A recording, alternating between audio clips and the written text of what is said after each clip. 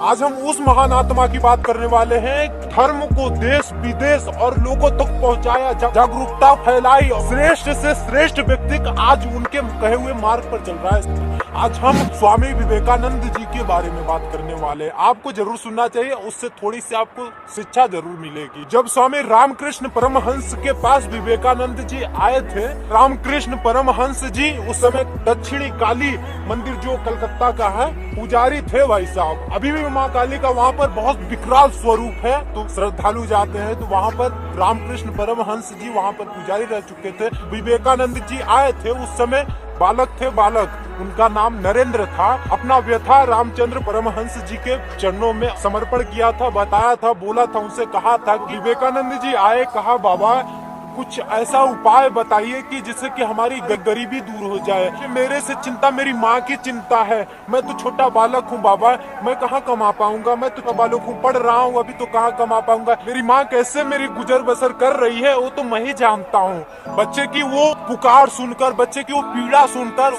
रामचंद्र परमहंस जी के हृदय में दया जागृत हो गई सर, हृदय में दया जागृत हो गई, उनके आंखों में अश्रु आ गए सर। रामचंद्र परमहंस जी कहने लगे, बेटा आज तूने अपने बातों से मेरे दिल को पिघला दिया है, बेटा मेरी बात सुन, आज मैं तुझे वचन देता हूँ, माँ काली बैठी है, मैं वचन देता हूँ कि जो भी मैंने सेवा किया होगा माँ का, उसका फल स्वरूप में फल तुझे ही मिलेगा।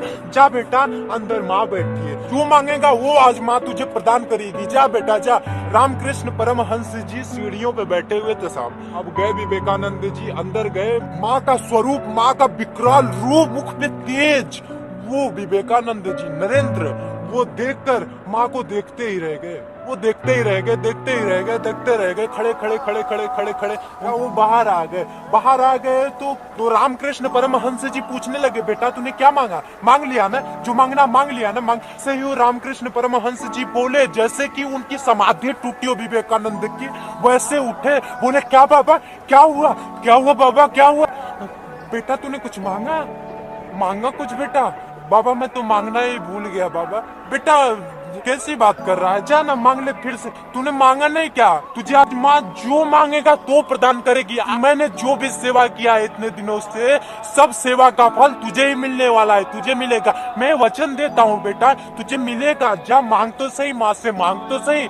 फिर गए, मुख पे तेज, वो देख कर वो फिर बाहर आए। फिर जैसे कि रामकृष्ण हंस जी बोले तो उनकी जैसे समाधि टूटी हो। फिर कहा बाबा क्या क्या नहीं नहीं बाबा मैंने नहीं मांगा, मैंने क्या बाबा, मैं तो भूल ही गया।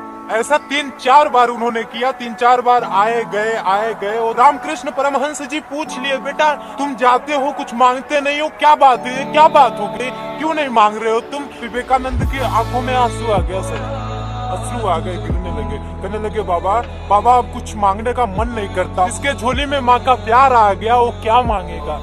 गमों की आंच पर आंसुओं को उबाल कर देखो, चढ़ेगा रंग तुम किसी पर डालकर तो देखो। गमों की आंच पर आंसुओं को उबाल कर देखो, चढ़ेगा रंग किसी पे तुम डाल कर तो देखो, और तुम्हारे दिल की चुभन जरूर कम होगी, तुम किसी के पाँव के कांटे निकाल कर तो देखो सर। आपका दर्द जरूर कम होगा, किसी के पाँव के कांटे निकाल कर देखो। बंधुओं, समृद्धि का अर्थ है कि हमारे जीवन में संतुष्टि आ जाए, हम संतुष्ट हो जाए, बस यही समृद्धि है सर। इस वीडियो में कहना था सर, वीडियो को लाइक, चैनल को सब्सक्राइब, धर्म को आगे बढ़ाए सब्सक्राइब कर लीजिएगा। मिलता हूँ अगले वीडियो तक, शुक्रिया, हिंद, जय भारत, खुश रहिए, दूसरों को खुश रखिए, बाय बाय।